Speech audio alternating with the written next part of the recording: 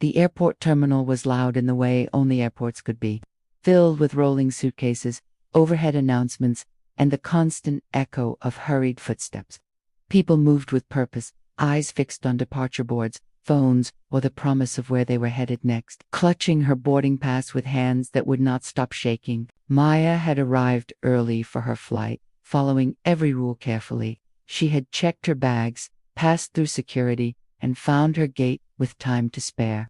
Traveling always made her anxious, but this trip mattered. A gate agent announced a last-minute seating change, and confusion spread among waiting passengers. Her voice was soft, her tone respectful. She only wanted to know whether her seat assignment had changed.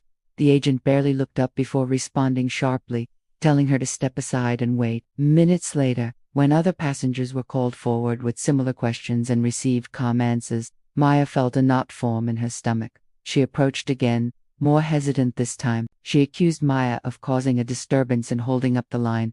People nearby began to stare. Maya felt her chest tighten. She tried to explain, her words stumbling over each other as anxiety took hold. She could feel the familiar fear of being misunderstood, of being labeled difficult, when she was only confused. The agent raised her voice, calling for airport security and claiming Maya was being uncooperative. One of them, a woman with a rigid posture and impatient eyes, took control of the situation without asking many questions. She told Maya to step away from the gate immediately. Maya froze, shocked by how fast things were escalating. She asked what she had done wrong, her voice cracking despite her effort to stay composed. The officer repeated the order more forcefully. When Maya hesitated, overwhelmed and on the verge of tears, the officer grabbed her arm. Gasps rippled through the crowd. Maya felt her dignity slipping away as she was pulled aside, her boarding pass crumpling in her hand. Her vision blurred, not from anger, but from humiliation and fear. Passengers whispered, some pulling out their phones.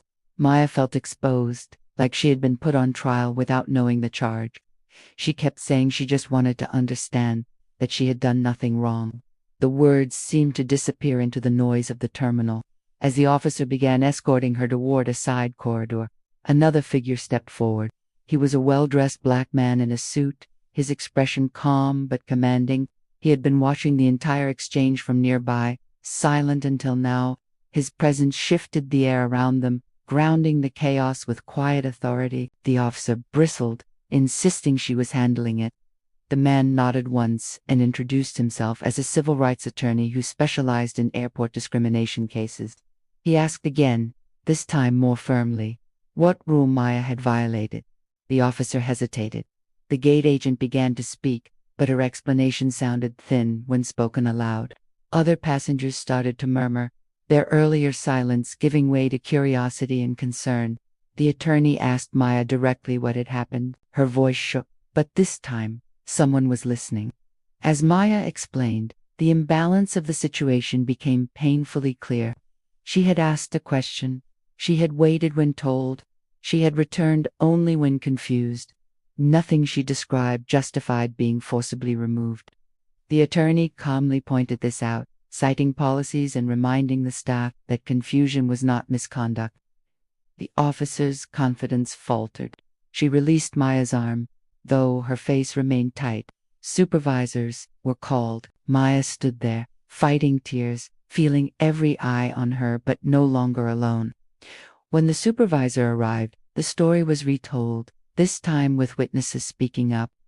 A woman admitted she had asked the same question and received help without issue.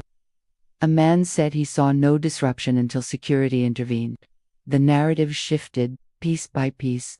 The supervisor apologized quietly to Maya, then more formally in front of the crowd. The gate agent was pulled aside. The officer who had grabbed Maya stepped back, her authority diminished by accountability.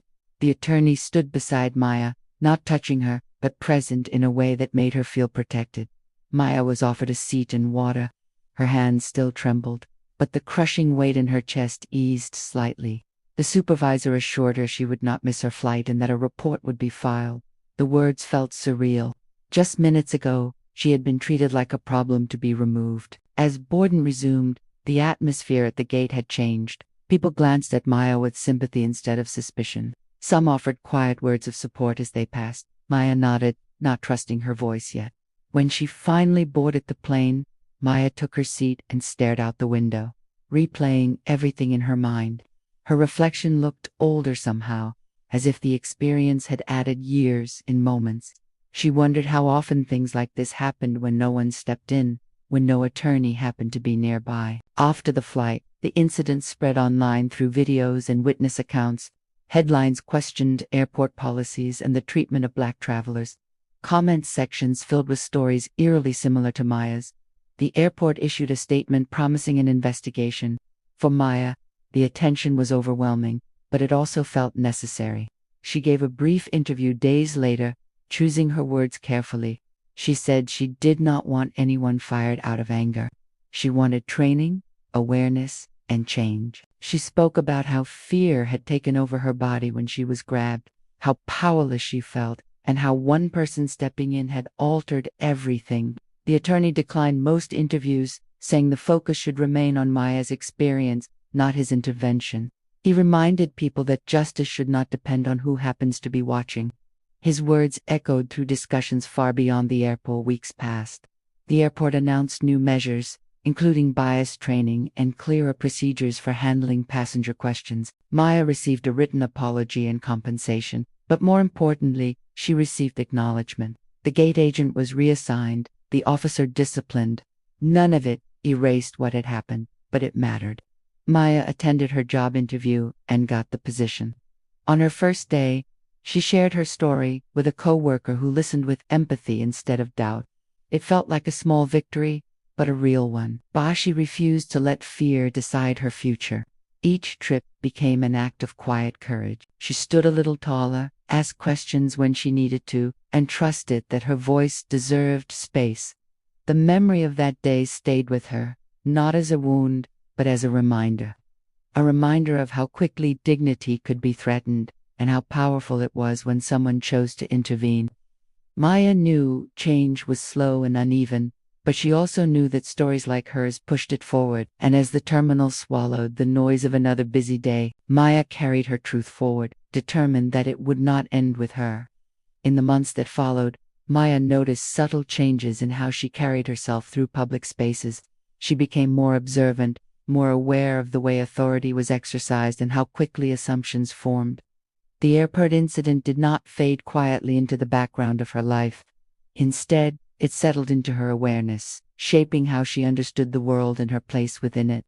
At first, she blamed herself for replaying the moments so often. She would be in the middle of a normal day commuting to work, standing in a grocery line, waiting for an elevator, and suddenly her body would tense, remembering the grip on her arm, the eyes watching her as if she were guilty of something unnamed. She learned that healing was not linear. Some days she felt strong and grounded. Other days, a raised voice nearby could send her heart racing. Her new job demanded confidence. She worked in a fast-paced office where meetings moved quickly and questions were encouraged. Early on, Maya hesitated to speak up, worried that her voice might once again be interpreted as disruptive. Over time, she noticed something important. When she spoke calmly and clearly, people listened. Not because she had changed who she was, but because the environment allowed space for her to exist without suspicion. That contrast stayed with her. She eventually accepted an invitation to speak at a small panel organized by a travelers' rights group. She told the audience about the confusion, the fear, and the relief of being heard. She emphasized that she had not been loud or aggressive. She had simply been human. Her words resonated deeply, especially with people who had felt invisible in similar moments. Messages poured in afterward. Some were from Black women who said they had learned to avoid asking questions while traveling. A few were from airport employees who admitted they had never considered how intimidating their authority could feel. Maya read them all, realizing her experience had become a bridge between worlds that rarely spoke honestly to one another. The officer involved in the incident also became part of a larger conversation. There were no dramatic press conferences, no public confrontations. Accountability arrived quietly, imperfectly, but tangibly. Part of her wanted more consequences. Another part recognized that change often started with uncomfortable reflection rather than punishment alone.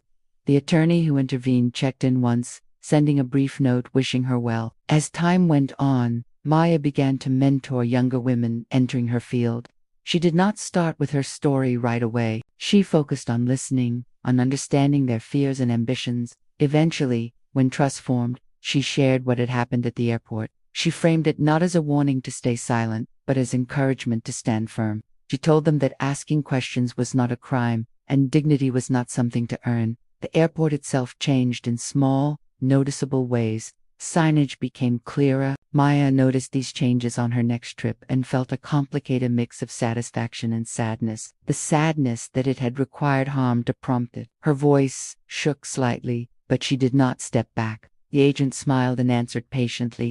It was a simple interaction, unremarkable to anyone else, but to Maya, it felt monumental. It was proof that the future did not have to mirror the past. At home, conversations with her family deepened. Her parents admitted they had always feared moments like the one she experienced, but hoped they would never come. They talked openly about their own encounters with unfair treatment, stories they had rarely shared, and yet she accepted that the story would always be part of her. One evening, while walking through her neighborhood, she passed a small community meeting being held in a local center. A sign read, "Know your rights while traveling." On impulse, she went inside. She sat in the back, anonymous, until the speaker invited her to share if she wished. What stayed with Maya most was not the fear, but the moment when someone intervened. The moment when authority was questioned and truth was allowed to surface. When she saw someone being spoken over, she spoke up. When she sensed injustice, she did not rush past it. She understood now that regret did not belong to her. It belonged to those who acted without listening.